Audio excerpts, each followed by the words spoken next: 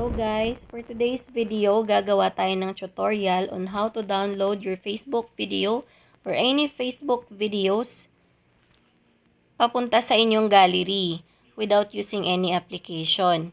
So, open lang natin si Facebook.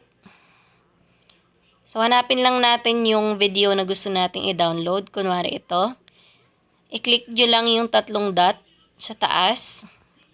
Tapos, copy link.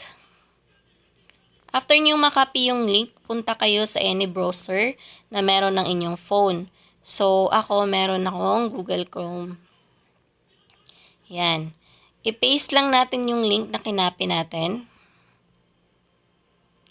And then, open. Yan. So, as you can see guys, ang nakalagay is m.facebook.com. Ang gagawin natin, i-edit natin yung link na kinapi natin. So, edit natin yung link. Lalagyan lang natin ng basic after ng M. Basic.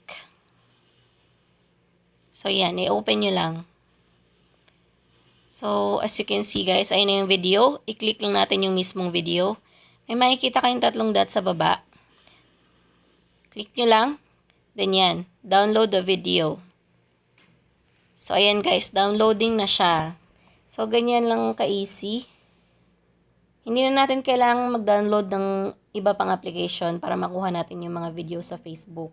So, yun lang guys. Sana may natutunan kayo. Thank you!